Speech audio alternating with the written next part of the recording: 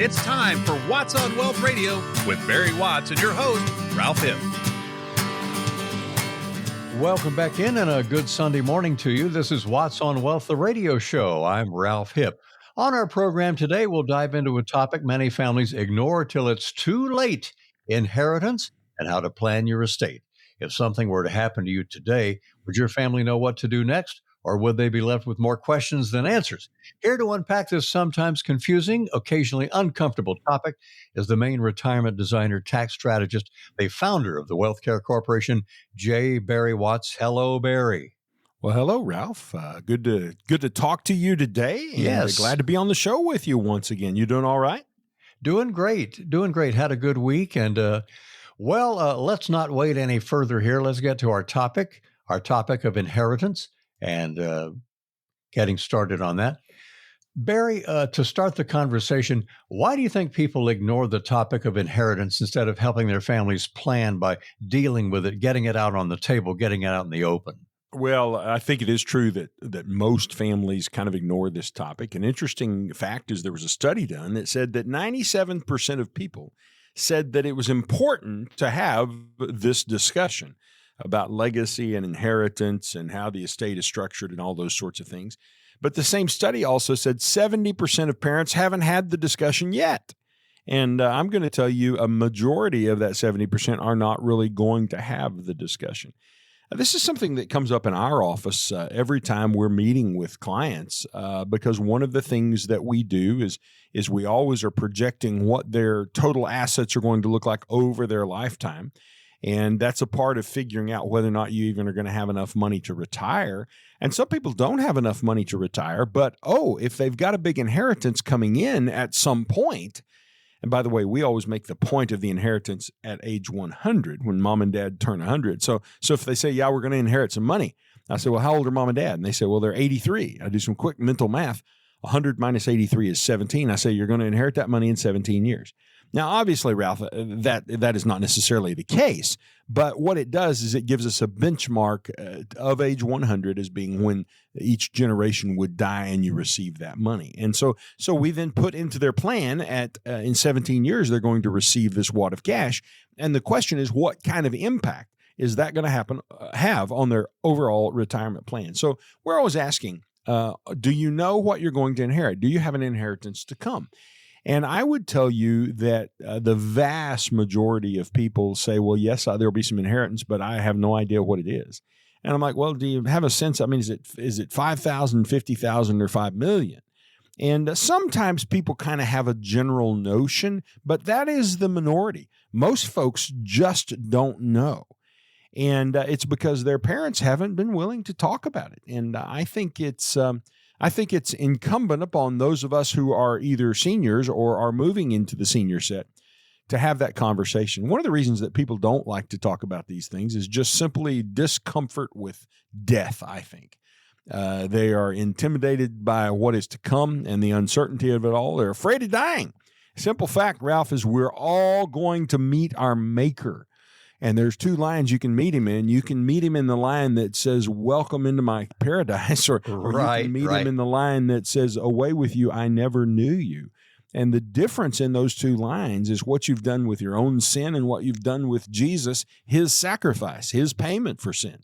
And so in my case, I've embraced Christ and what he paid for me on the cross. You have. Sin. And restored me then to his righteousness. So I'm comfortable with death. I'm not in a hurry, but I'm comfortable with the fact that that's going to happen. Some people, I think, are a little reluctant to talk about these things because they don't want the family to know their secrets, either financial or otherwise. And I just have to say to you, Ralph, the diary is going to be opened. If you think all those private things you've written down are forever hidden, no one reads your diary. Once you're gone, they'll read it. So sure they will.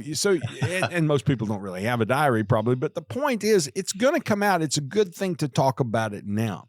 I think some people are afraid to talk about it because they're afraid that it'll create conflict within the family, conflict with the kids. And the simple fact is, well, do you want to leave your kids to have conflict when you're not there to kind of settle the dispute? Or do you want to speak into the conflict now and help the kids get over it and get past it if there is some conflict? I think you want to speak into it now. And then the other reason is I think people don't want to deal with finality. This really is it. We really are headed toward the end. And at your age and mine, Ralph, we can begin to think about the finality, the fact that we are moving toward a day when we'll make the last decisions. Kelly had somebody at the house doing a repair just this past week. We have this piece of equipment in the house that relates to the doorbell and the intercom in the house and the sound system, things of that nature. And part of it was broken. And I said, well, is the other part going to last or is it going to break? And the guy looked at me and he said, no, it's going to wear out. It's going to break as well because the amperage that's coming in is burning the wires to a crisp or something. And I said, well, how long is it good for? Because we've been in this house 22 years. And if you'll tell me it's good for another 25 years, then maybe I don't have to worry about it. So on the theory that finality is that far out. So I think people are just uncomfortable with the fact that there is coming a day where you're going to have to say, this is it. And they don't want to prepare for that. But truthfully, getting prepared for it brings a lot of peace and comfort to your family and allows you to focus your energy and attention on each other in a loving way instead of a conflict-laden way. So I would encourage you to have the conversation with your kids. And also have that conversation with Barry if you're ready to make the move on this estate planning and the finality of it. Barry's at 417-200. 3500 to Barry Watts, 417-200-3500. Barry, you have two daughters. I have two daughters, and I just want to get your thoughts on, I see the daughters crying. I don't want to talk about daddy dying. I don't want to talk about mommy. They get all emotional when it should be done. But do you think daughters in particular, is that if the daughters are the main driving force among the children in the family, said, I can't talk about it right now. We'll have to talk about it later. And your thoughts on that? Well, yes, Ralph, I wouldn't blame that on the daughters necessarily because, it could be the son who has the exact same emotion going on, but his choice is not to speak it. His choice is to just become silent, ignore the topic, get up out of the chair and go outside. It was kind of to gunny sack it, we call it. And but I do think kids are like, no, you're going to live forever. We don't have to talk about that. Hey, folks, that's not true. Your parents are going to die. And I think it is healthy and right for you to just have the conversation and say, someday this is going to occur. And when it does occur, what do we want done? How do we want it handled? And let's be big boys and girls. Let's be adults and address this like adults.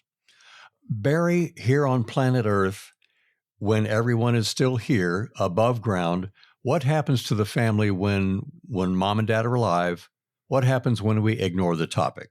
Well, I think if we don't deal with this, I think we create a sense of bewilderment in our family, a sense of being lost in the wilderness and not knowing what to do when the parent does die. And it's the role of the parent, even as the parent is elderly and the kids are middle-aged or older, it's the role of the parent to cut a path for their kids and to train them in and to that path so they will know what comes next. And we're better to do that than dealing with your own death as a parent and dealing with the distribution of your estate, whether it's large or small.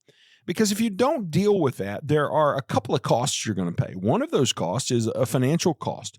If you don't put anything in order and your estate has to go through the probate process, it's going to cost probably somewhere in the neighborhood of 5% of the value of your estate. That's $50,000 for every million just to go through the probate cost. And you could say, well, why?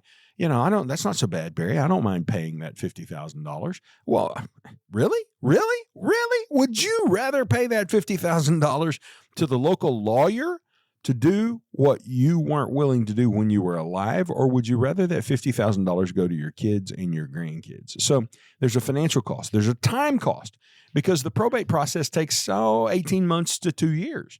And do you want your kids to still be having to deal with that mess in 2 years, or would you like them to be able to say, boy, Dad had it all wrapped up in tight order, a nice bundle, and we dealt with it. It's done and over. And then there's just what I call the frustration cost, the internal angst and anger that is created because you're having to deal with it. And that anger can become the little spark that sets off tension among your kids. And you don't want that tension. They could even be mad at you. You'll be dead. You won't care. But the point is, let's get it done so it's easy on our family. So when do mom and dad start having these conversations with our adult kids? Well, or they may be younger too. Yeah, Ralph, I think we have these conversations in childhood. I mean, when my kids were little, we would walk out and be looking at the sky and we would talk about heaven and someday daddy's going to go there. And I used that as the opportunity to explain why daddy's going there and how daddy got his admission ticket to help them understand how sin separates us from God and how Jesus died on the cross to pay for our sins, and how if we will follow him and embrace him and ask him to forgive us of our sin, how that makes us right with God. So it's a great theological teaching opportunity, a chance to evangelize your child. But it's also a chance to prepare that child for what's eventually going to come. So never did my clients not know what was coming. I have to tell you a story. My grandmother died when my baby was about 2 years old, something like that. And so we had prepared the girls to go to the funeral homes, Adam's funeral home down in Nixa. We prepared the girls to go, and we'll be seeing Granny's body. And they asked, will she be in a box? Because I think Cinderella was in a crystal box or something like that. If I recall she was, correctly. yeah. Or Sleeping Beauty or something. Whoever it was, yeah. Will she be in a box? Well, yes, but it's not quite like that box. It's not a crystal box, and so forth. And so I took my little daughter, the littlest one, in my arms, and I walked up to the side of the coffin, and we're just standing there looking at my grandmother's body. And Sydney looked at me, and she said, "Can I touch her?" Right. I said, well, sure you can. And so I leaned her in my arms down over my grandmother's body, and she reached out and she touched my grandmother's cold, dead hands. Okay. And she withdrew really quickly, and she looked at me with the most puzzled look on her face. And then Sydney raised her arm, and she reached to the underside of her arm up there by your armpit, and she put her other hand up there, and she began to try to move the underside of her arm, and she said, "She's not jiggly." No. Well, no, Grandma wasn't jiggly. So it's just a precious memory of mine. So I think talking about it in childhood is a good time. Certainly you need to talk about it as adults and treat it as an ongoing discussion. It's not a once and done kind of thing. Keep the kids included. And here's how the estate is growing, or here's how it's declined. Here's the plan. Here's how much money Mom and I are going to spend. Here's how much will be left probably when your time comes. And certainly, Ralph, at our stage, senior adults, we have to have these conversations because the clock is ticking perhaps more rapidly for you and I. We never really know for sure. No, we don't. I think that's a good way for us to think about that. This Sunday morning, this is a wonderful time to have this discussion. Hope you're enjoying it. We're talking about estate planning and inheritance with Barry Watts. I'm Ralph Hipp. The show is Watts on Wealth. Barry's number to call right away to get your conversation on this started on a wider scale, 417-200-3500. And we'll be back right after this. For a more confident retirement journey, get Barry Watts' WealthCare Kit. Discover strategies addressing life's biggest retirement obstacles. Request yours by texting KIT to 417-200-3500. Again, that's KIT to 417-200-3500. Do you think you'll pay lower taxes in retirement? Really? Many people go into retirement assuming that, but end up paying as much, if not more, in taxes than when they were working. How taxes can affect your retirement is one of the chapters in Watts on Wealth, the latest book written by local tax strategist and retirement designer Barry Watts of the WealthCare Corporation.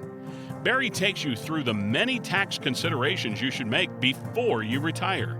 To get your free copy of Watts on Wealth, the book, call 417-200-3500 or go to wattswealth.com.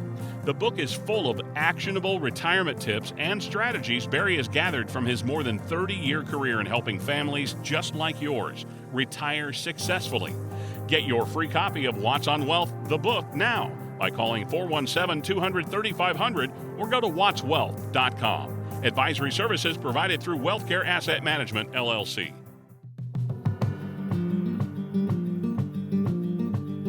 Explore how Barry Watts can support your financial aspirations. Set a consultation by texting VISIT to 417-200-3500.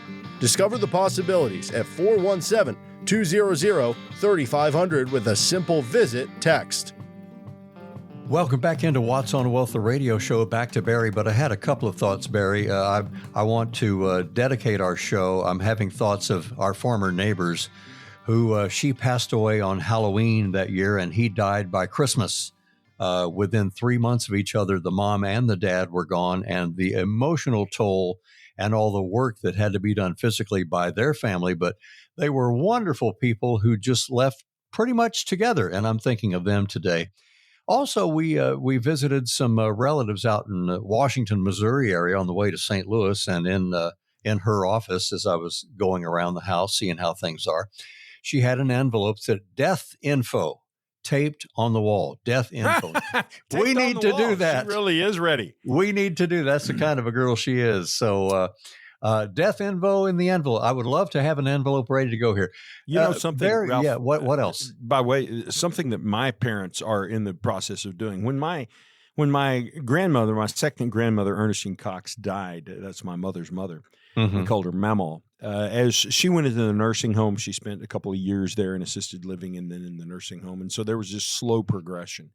And mom and dad then were responsible, along with mom's sister and her brother, to essentially clean out the house and all those sorts of things. And they started that long before grandma died. And my grandma, she was a pack rat. Man, she had lots of stuff stuck in funny, odd places. You know, that makes it tough. Who had $100 bills wadded up and stuck in the toe of shoes, kind of things.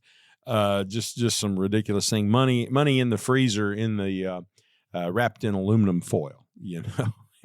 So when they started throwing things out of the freezer, then they discovered, oh, maybe we need to check on those things. So anyway, when they started doing that, it was so overwhelming to my mom and dad to deal with all that my mother resolved she wasn't going to have us deal with that, and she started a purge process. So one of the things that I would encourage our listeners to think about is maybe they need to start a purge process at home too, and that is just going through your attic and your closets and all those places and saying, which of these things no longer needs to be here? So I can A, get rid of it, or B, go ahead and give it to the kids now while they can enjoy it. And my mother, every holiday, you know, birthday, Christmas, or whatever, she brings something wrapped out of her attic for Christmas. Oh. So here's a funny thing that she brought me for Christmas. We had a 3-gallon stainless steel bucket that we used in the dairy farm. So the few of our listeners who grew up on the dairy farm will know that when you're done milking the cows and you turn off the vacuum pumps, the receiver jar's got 2 or 3 gallons of milk in it, and that will just, when the vacuum goes down, that'll just drop out of the receiver jar off into the floor if you don't do something with it. Well, mom and dad weren't going to waste that 2 or 3 gallons of milk. And by the way, 3 gallons of milk would weigh 24 pounds, and we sell it by the pound. So that was astute of them. So they had this stainless steel bucket. And before you turned the vacuum off, or sometimes after, but you had to be really fast to flip the switch and run out there first, we would put this bucket under the receiver jar. And all of the milk then would fall down into that bucket, and we'd take it and pour it into the milk tank. So fun thing about this stainless steel bucket, by the way, a stainless steel bucket 50 years ago cost about $50, this particular bucket. So this is a high-end good bucket. Mom used to bring this bucket to the house, and anytime we had a thing at church, like a youth party or something like that, she would put that stainless steel bucket up on the gas stove, and we had the milk, of course, so it's full of milk. And then she would mix in the what kind of hot chocolate did we have? Hershey's. No, Nestle's Quick. She would mix in the Nestle's Quick, lots of sugar. And so we were the family who always brought the hot chocolate to the parties. So anyway, this past Christmas, here comes Mom. What she got wrapped up for Barry. I open it, and it's the stainless steel bucket. How about that? And it doesn't mean anything else to anybody in the room, but it meant something to me. I mean, I've obviously got a story, and it's a fun story surrounding it. So the point is, you can purge and get rid of some things that will mean something to your kids. Now, the truth is, I have no idea what I'm really going to do with this stainless steel bucket, where I'm going to put it. Right now, it's sitting on the floor of my study. And I can't imagine that my kids are going to want the stainless steel bucket, but I don't know. Maybe they will. So we'll have to figure that all out. But the real big issue is going through your house, getting rid of some things. Sure. For example, Kelly was up in the attic with Sydney back over Christmas, and when Sid was home, and they found a painting that we had stored in the attic, and it was a painting that my grandmother, Dad's dad, we called her Granny. It was a painting that Granny had done, and Sydney's like, I want that. And so now my daughter, who lives in Indiana, who is in her 20s, has a painting that was painted by my grandmother, her great-grandmother, whom she has a vague, barely memory of. she's got that hanging in her home as a kind of a centerpiece that people can look at. It creates conversation around Granny. Isn't that a wonderful thing? Isn't it so much better that Sydney's got it, and instead of it being in the collecting attic. Yeah. dust. Yeah. So let's purge. Let's get rid of that stuff. Let's give it away. Get with it. My family's done a pretty good job of that. I salute you, Cheryl Watts, Republic, Missouri, for getting those kind of things done. And do some more of it, please, because the other joke then is, well, what are you going to do with this? Well, I guess the auctioneer will sell it. Could be. I love the part, Barry, of, well, instead of us just taking it after they're gone and like, well, the sister or brother, well, I wanted that. Instead of taking it, this is my mother, my grandmother, mother gave this to me. While we've got that in the family. We've got that in the family. So my father-in-law had a Hasselblad camera, if you know what that is. Oh, yes. Those are really top of the line. Yeah. He had that Hasselblad camera that he had gotten in Germany when he was over there during the Korean War. He served on the Korean front in Germany. However that works, I don't know. But anyway, he brought that camera home, and Kelly's sister, Amy Box, who's the prosecutor down in Berry County, somewhere in the process, Amy liked that camera, and she filched it. And every time the girls are together, we get to hear about how Amy got the camera. Now, it's really just a joke. But, those things do happen. So let's help your kids distribute this stuff before they get to that particular point, and be sure it goes where you wanted it to, and the kids didn't just take it, because that could be disrupting. Exactly. It's probably, did you take any pictures lately with that camera? Exactly. Yeah. Right. Barry, let's get to the nuts and bolts of when mom and dad are still here, or when we lose one of them, or when we lose our other parent. How do we help our family know what to do next after they're gone? Well, I think you sit down in front of your family, with your family, and you say, hey, I want to talk about something serious. And you say to them, I'm going to die. I think you just say it that bluntly. I am going to die. And they're going to think, oh, they're going to be wide-eyed. They're going to think you've had a bad diagnosis. No. I don't know when I'm going to die. I'm not sick. There's nothing going on with me right now. But we all know at some point I'm going to die, and you are too. And theoretically, I'll go first, because that's the way it works. You're the parent. And so when I die, here's what to do next. Now, you mentioned that I think your sister-in-law in Washington had a death information or something in an envelope taped to the wall. Envelope. Yes. I think that's funny. She had it taped to the wall like it was a piece of art or something. She probably could put that in a desk drawer and just tell the kids where it is. But that's pretty humorous to me. She had it taped to the wall. So I think that's a good thing, though. She's headed in the right direction. In fact, what I think you should have is a when I die file in your filing cabinet, or maybe in your safe, providing that the kids know how to get in the safe. And you could also give a copy to your kids. My parents have given me copies of some information. Here are the songs we want sang at our funeral, and things of that nature.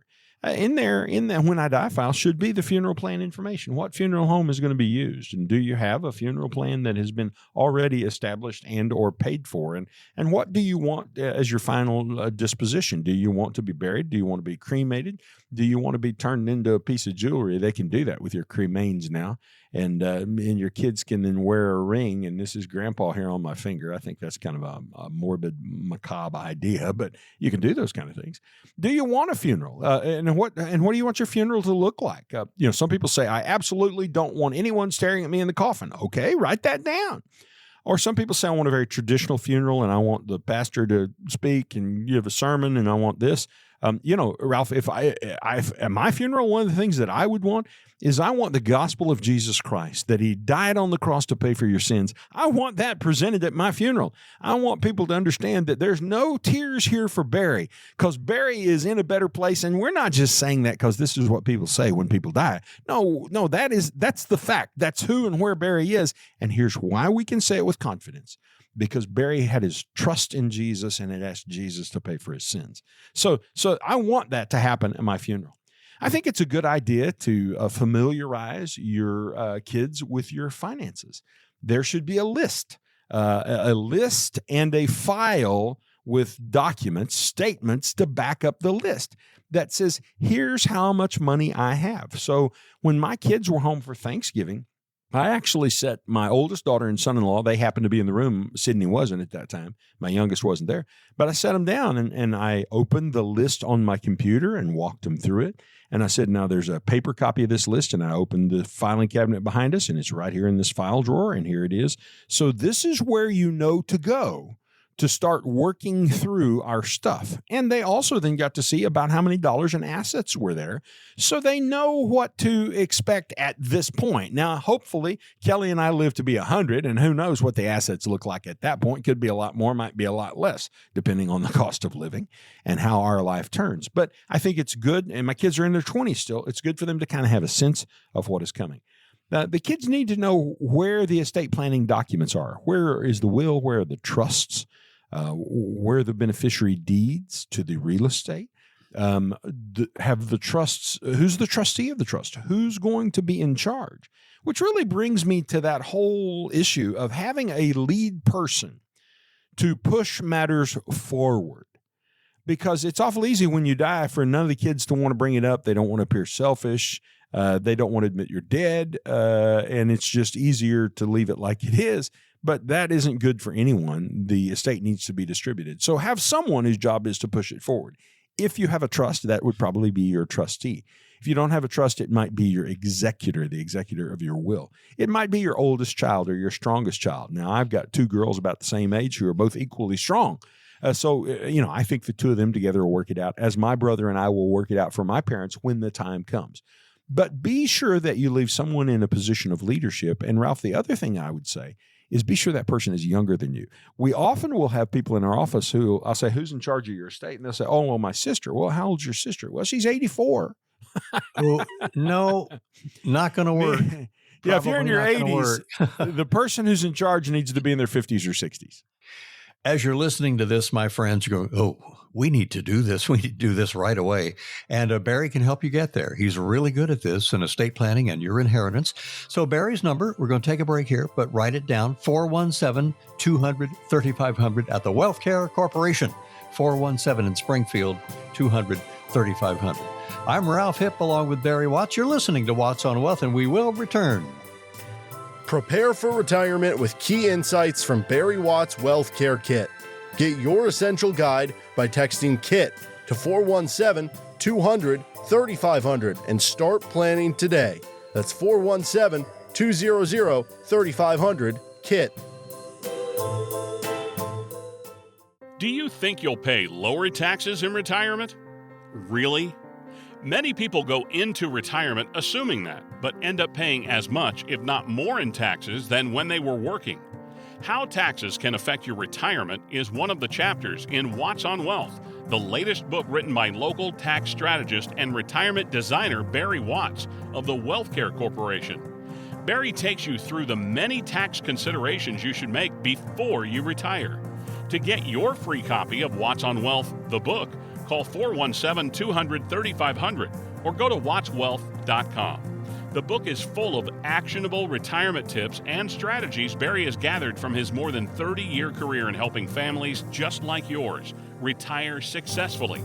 Get your free copy of Watts on Wealth, the book, now by calling 417-200-3500 or go to wattswealth.com. Advisory services provided through WealthCare Asset Management, LLC. Unsure of how market volatility might impact your investments? Speak with Barry Watts, who can offer strategies tailored to withstand market fluctuations. Just text VISIT to 417-200-3500 to meet with Barry Watts today. Again, text VISIT to 417-200-3500. I sure am enjoying this. I know Barry is, and hope you're enjoying our conversation about your estate and your inheritance to your kids as we're back with the second half of Watts on Wealth. Let's say they haven't done any estate planning at all. How do they know where to start? Where do we begin, Barry? Well, I think the place you begin is just by thinking quietly and deeply about how you want things to go. And you need to sit and think about your family and assume that you die today. Where would you want the money to go? Well, most people say, well, I want it to go to the kids. Okay, that's fine. Do you want it to go to the kids equally? $1 for you and $1 for you and $1 for you? Or does one child or another child deserve more? Why would they deserve more? Well, maybe you've already loaned one child $100,000. So they've already received a portion of their estate. And maybe the other kids get more because essentially you're forgiving that loan to the other kid. These are things to think about. Now, Ralph, a place that people get kind of confused that is problematic is dealing with the issue of equal. My wife, for example, She bends over backwards at Christmas time to be sure she spends equal amounts on each kid. And I'm not into that. Obviously if it was, you spent $1 million on one kid and $1 on another, that's not quite fair. But if this kid got $50 more in the gifts or $100 or even $500 more, get the kids what they want, what you've agreed to, but I don't have to have this equal thing. Here's an important phrase I learned years ago. There is nothing more unequal than the equal treatment of unequals. There is nothing more unequal than the equal treatment of unequals. So here's what that means. Let's say that you have one child who is very wealthy. They just happen to have done well. And let's say you have another child who has just struggled all the way through. It's your daughter, and she married and had a child or two, and then they divorced, and she never had an income that was very strong. Maybe she was a teacher, didn't have a lot of, wasn't on the higher end of the earning scale. She got by, she raised the kids, she did it all fine. But one of your children has got plenty of resources, and the other child is just barely getting by and maybe hasn't put enough away for retirement and so forth. There's nothing wrong with you saying, I'm going to send more money to this child than that child, not because my love is different, but because the need of my children is different. And that's a conversation that you darn well better have while you're still living. And you start by having it with your older, or it may not be the older, but the wealthier child. And you need to say, hey, your sis has had kind of a hard ride. And I want you to know when the estate gets settled, she's going to receive a little more of it than you are because she needs help that you don't need. And I love her just like I love you. And I want to be sure she's taken care of, and I want to be sure that you don't have to wind up taking care of her. So that could be helpful. So when you've thought about all of these things, Ralph, then you got to decide, okay, what are we going to do? What do we want to happen when we close out our estate? Well, there are 4 things you can do. First of all, you can just do nothing, just die. And if you die, the state that you live in has a will for you. And that state holds its will for you in the statutes. And all of your assets will have to go through the probate court process, and the probate court will then be sure that the statutes are followed. Now, one of the problems with that is that it's all public. And so all of your information goes public when you go through that process of going to the probate court. And you might or might not like what the state statutes say about how your money will be distributed. Here's a classic example. If you die and you think to yourself, well, everything will go to my spouse, and then when my spouse dies, then everything will go to the kids. No. If you die and you haven't got any estate planning documents, the state laws will actually divide your assets between your kids and your spouse, so your spouse won't get everything. And maybe your spouse needed that to live. So doing nothing is not a very good idea. And that brings us to, well, what are the 3 proactive things you can do? Number 1, you can write a will. Now, when you write a will, it's your will, not the state's will in the statutes. When you write up the will, it's just a list of instructions of what you want to happen with your assets, and it will then go to probate. And it's the instruction to the probate court of what you want done. Now, once again, because it's in probate, it is public. It can be contested. You hear about famous people dying all the time, and suddenly folks come out of the woodwork and say, hey, I'm his long-lost love child, and I need my part of the estate. And that's what the probate court is for, is to sort all of that out. But there's no need for that to happen if you don't allow your estate to go to probate. And I'll share in a moment some ways you can avoid that. Then it cannot be contested. I already mentioned it takes 18 to 24 months and can cost about 5% of your estate. So I think a will is probably the worst way to do it in most cases. Now, there is another thing that you could do is you could have a trust. And Ralph, I really need everybody to listen and pay attention here, because there are a lot of people who have trusts who don't need them. And sometimes people just think, well, I just need a trust. If I'll get a trust, everything will be fine. No. In fact, I've had people come into my office who have a trust that they paid $5,000 for, and they carry it under their arm in a big leather binder, and they're proud of it. And I said, well, what assets do you have in the trust? And they're like, well, what do you mean? Well, they haven't put anything into the trust. None of their accounts are in the trust. Their property's not in the trust. They never funded the trust. When you go back to the lawyer and you say, hey, why isn't this trust funded? The lawyer will say, as they have said to me, oh, it's not my job to fund it. I just write the document. So when you create a trust, you are creating a non-natural person. And what that means is the trust is treated as a person according to law, but this is a person who cannot die. It lives beyond you. And one of the important things to do if you wind up getting a trust is you have to fund that trust and transfer your assets into the trust. Now, initially, you are the trustee in most cases of the trust, so you're in control of what happens and your spouse is. But you can appoint successor trustees either to take over when you die or to take over at a certain age when you reach that age, or to take over if you are declared incompetent or something of that nature. So I really like trusts for some purposes, not so much for other purposes. In the old days, we used trusts to avoid estate taxes. Well, now the federal estate tax has gone to $15 million.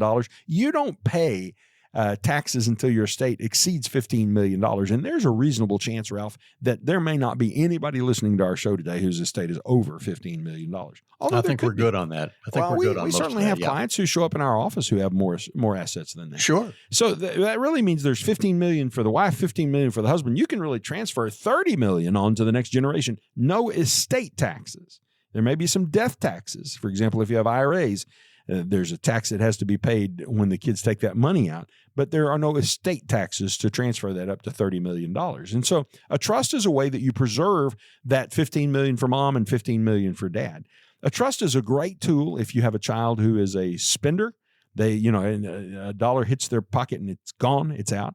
It's a great tool if you have an outlaw instead of an in-law. You have a child in a poor marriage that you don't want their spouse to have any access to the funds. A trust can protect against that. If you have a grandchild who needs special care, you could take all of your assets and put in trust just for that grandchild. And you say to everybody else, hey, you're on your own because Tommy's going to need help all of his life and Tommy don't have no money. And he's not even going to have the ability to get any money. And mom and dad, again, maybe they're school teachers or a school teacher and a minister or whatever. They haven't made lots of money. So mom and dad are not going to have a lot to leave to Tommy. And maybe you, Grandpa, have got lots more. So you may leave it all in trust to take care of that grandchild. Those are some reasons that you need a trust. If your kids are in good shape, and you don't have an issue with a bad outlaw and don't expect one, and you don't have a spender in the family, and you don't have a grandchild who needs this kind of help and so forth, then a trust, I think, becomes a clumsy and cumbersome way to transfer assets to the next generation. In fact, one of the things I look for when I'm reading a trust is, where does this money go when you die? And the answer is it goes to my kids. When does it go? Well, when I'm dead. They get it all. Okay, well, we could have done all that more simply. There wasn't any reason to have a trust. Why did you have a trust? Because you went to a lawyer's office and said, I need to do my estate planning. And they said, well, a trust will help you. And it's true. It will. You can do everything through a trust, but it just wasn't necessary. And it cost you somewhere between $2,000 and $5,000 to get one. And it's a clumsy kind of thing. Now, there is a good thing about a trust. It's private, so it's not exposed to probate. Nobody gets to see it. So what's the thing that might work better? Well, for many people, all that is required is to have established beneficiary designations on their accounts. And that means on your IRA account and your 401k account and your life insurance accounts. For brokerage accounts, that's called a transfer on death. Same thing for automobiles. It's called a transfer on death. Now, interestingly enough, when you get to the bank, at the bank, it's called a pay on death. I don't know why. Why do people make things so complicated? And then finally, did you know you can even transfer your house, your real estate, to your kids using what's called a beneficiary deed? And a beneficiary deed, you have to write it, sign it, and it deeds the house to your children up on your death. And you have to file that deed with the recorder of deeds down at the courthouse. Yeah. And then when you die, boom, the kids automatically own the house, and the kids can sell the house, do whatever they're going to do with the house. No paperwork has to change hands. They can literally go to the real estate closing when they sell the house with a copy of that beneficiary deed and a copy of your death certificate, and the kids can transact the property. So no 90 days unless that's the closing on the house. No, it's theirs immediately. So we love beneficiary designations. It's a really cool tool, and we guide a lot of our clients to do that, certainly at least on the accounts they have set up with us. And if they choose to establish trusts or something like that beyond that, then that's their business. And any other thing you want to mention, Barry, before we wrap this up on beneficiary designations? Well, no, not on beneficiary designations. I mean, that's kind of the story. I think that's a really good tool for many people. Some people get into the space where they need trusts. And on all of these, we usually have a will in place that is just in case. Here's the story, Ralph, that comes from that. What if you've got everything properly titled and dealt with, but what if you bought a lottery ticket and you're walking down the street and you pull the numbers up and you see that you won the lottery and you're shocked, so you fall over dead with a heart attack because you won the lottery? Who owns that lottery ticket? And a lot of people will say, the paramedic who came to treat your body. Oh, boy. No, we weren't meaning to throw shade on the paramedics. It's just kind of an ugly joke. Kind of a finders keepers thing. Yeah, the simple fact is you, the individual, own the lottery ticket. It's not in your trust. It's not covered in your estate. It's there in your pocket. And so the reason that we have what's called a pour over will, or I like to call them just in case wills, is just in case there's anything we accidentally left out. Here's what we want to happen. And that then would cover that lottery ticket that was in your pocket. Well, there you go. Friends, Barry and I wish you marvelous good luck in this new year and our talk about estate planning and inheritance. Barry, it's been very, very helpful. We'll take a break and be back with more of your questions for Barry when we come back with more of What's on Wealth. Curious about securing your financial future? Barry Watts brings expertise to your retirement plans. Arrange a meeting by texting VISIT to 417-200-3500. Again, it's VISIT to 417-200-3500. Imagine for a moment that an intense storm is pounding your house. Will your roof leak? Will the siding peel away? Will your basement flood? If your house is properly built and maintained, you'll be fine. But what about your 401k or your investments? The stock market has had a pretty good run the last few years, but is its current turmoil making you feel uneasy? Are you confident your portfolio is built to weather a financial storm? Now may be a great time to get a second opinion on your retirement plan. Call Barry Watts and the team at WealthCare at 417-200-3500 now. They'll examine your portfolio and show you if your investments are in need of some weatherproofing. Call Barry Watts and the team at WealthCare today at 417-200-3500 to get your no-obligation second opinion. Don't let your retirement get caught in the rain. Call 417-200-3500. Investment advisory services are provided by WealthCare Asset Management, LLC, an SEC-registered investment advisor. Investing involves risk. Market volatility can be daunting, but having a strategy in place can provide stability amidst the uncertainty. Consult with us to learn about approaches that address market ups and downs. Call 417-200-3500 to set an appointment and secure your financial footing. Again, just call 417-200-3500. Welcome back in, and we always love to close our show. I think like 98% of the time, Barry and I wrap up our show with your questions, and we had some great questions on the television show, and let's get to the radio show. But before we get to that, Barry, I'd like to ask you this question on inheritance and estate planning. What kinds of things do we need to talk over that'll be critical before that estate plan you've discussed on the show kicks in? Well, Ralph, I think one of the things that you talk with your kids about beyond where the assets are and so forth is you need to talk with them about your end-of-life preferences. What do you want done? Right. You know, do you want every measure taken? I mean, I hear people whose parents are 98 who are dying and the kids can't deal with it. And so the kids want everything done to save dad. He's 98. His life is done. There may not be anything left to be done. And so you need to communicate to your kids what you want done. Do you want heroic measures? Do you not want heroic measures? Do you want nutrition? Do you want hydration? Do you want a tube feeding? What kind of things do you want done? And a lot of people say, well, if there's a chance for me to recover, I want them to do some stuff. But if there's no chance to recover and the physicians sign off on that, then it's okay to unplug me and let me go. The next question is, who's in charge? Who has your healthcare power of attorney? Who gets to give the orders to the hospital and the doctor? That's an important thing to establish. And you should talk with your kids about who is in charge. And it could be that all of your kids are in charge equally, or it could be you've got a weak kid and a strong kid, and you want to put the strong kid in charge and not the weak kid.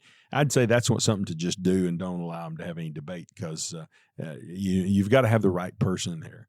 And then you do want to share all of this with your kids. It's important that they know what you want done in these particular situations.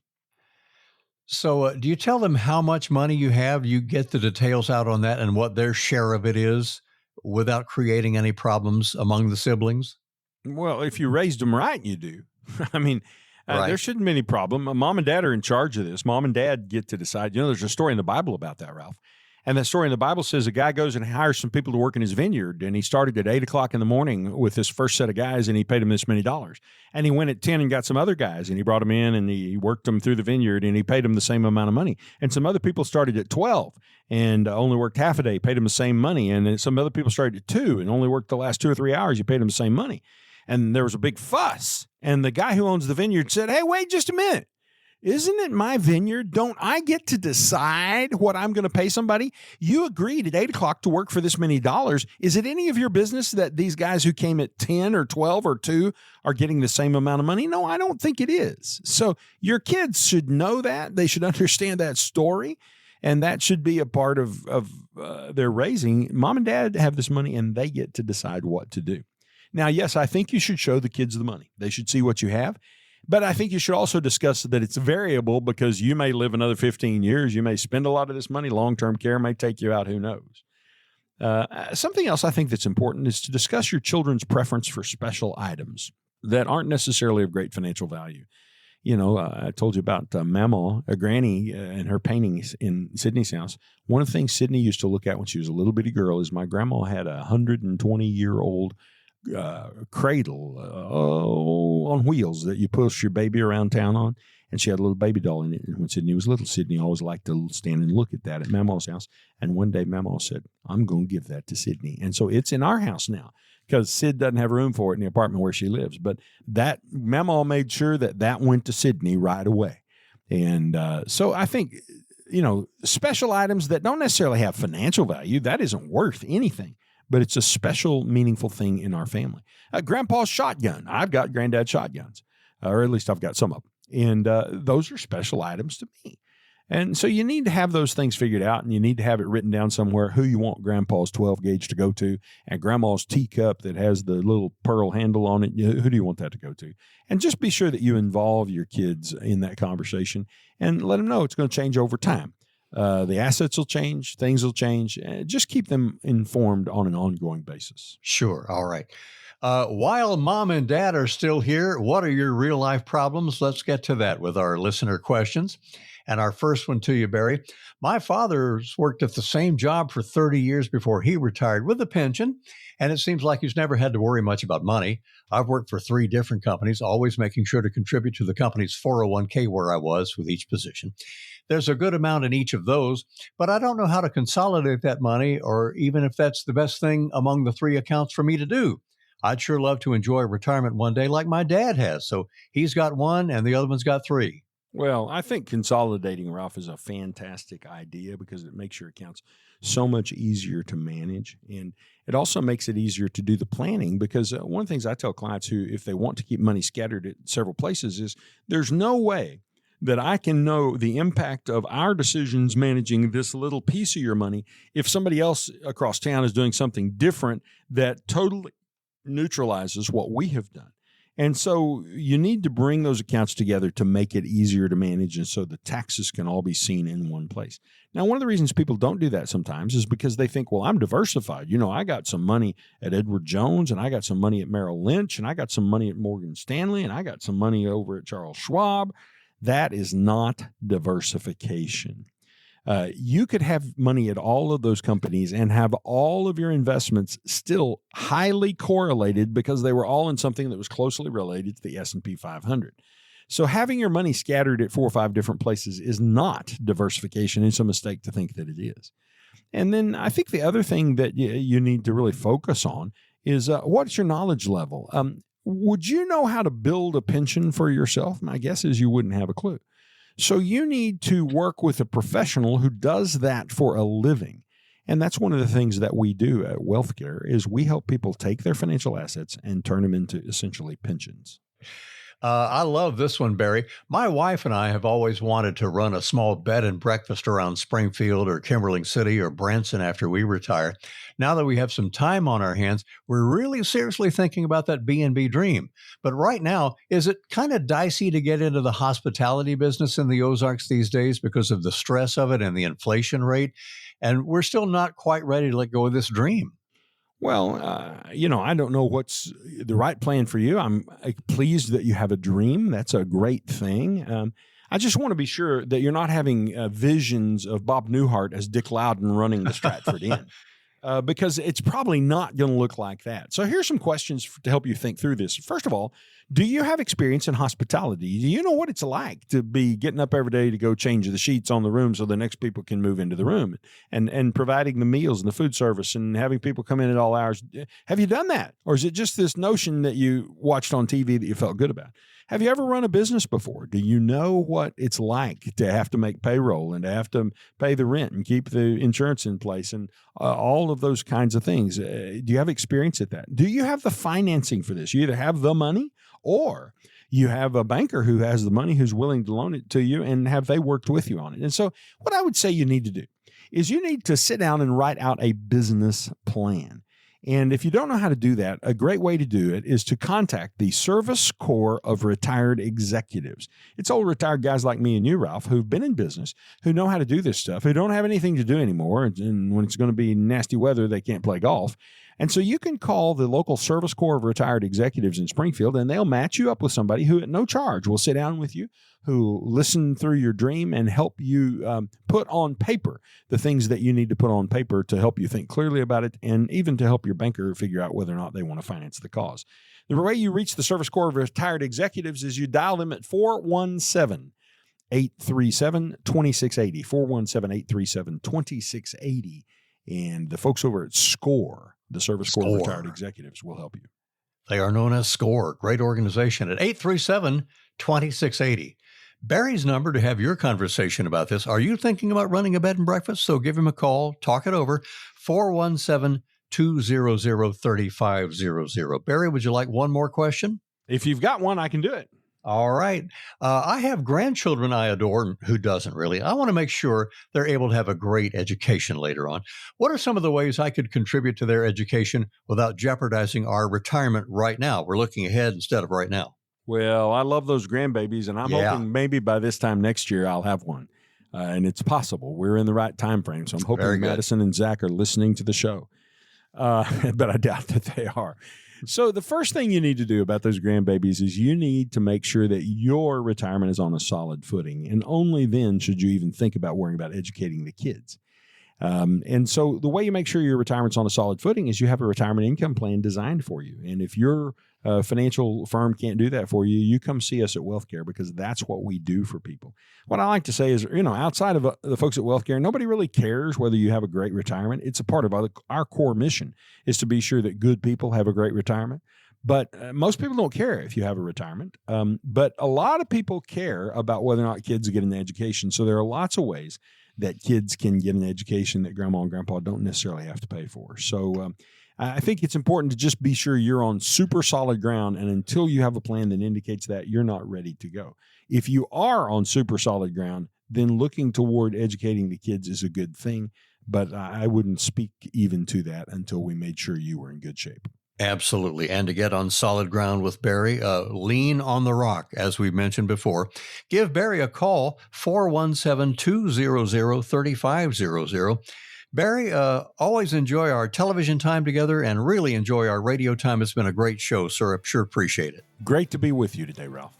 And thank you for joining us, friends. Hope you'll join us again right here next time for What's on Wealth, the radio show. I'm Ralph Hipp. Have a good week. Thank you for stopping by What's on Wealth. If you would like Barry and his team to help you make a plan to get to and through retirement, or would simply like a second opinion on your current plan, give us a call today at 417-200-3500. That's 417-200-3500. And join us again next week for What's on Wealth. WealthCare Corporation provides tax strategy, tax compliance, accounting, and insurance services through its affiliate American Tax Strategies, LLC. Investment advisory services are provided by WealthCare Asset Management, LLC, an SEC-registered investment advisor. Investing involves risk, including the potential loss of principal. Past performance never guarantees future results. Any references to protection, safety, or lifetime income generally refer to fixed insurance products, never securities or investments. Insurance guarantees are backed by the financial strength and claims-paying abilities of the issuing carrier. This radio show is intended for information and entertainment purposes only and should not be used as the basis for personal financial decisions without first consulting a qualified advisor. The information and opinions you've heard are believed reliable but cannot be guaranteed as to accuracy and completeness.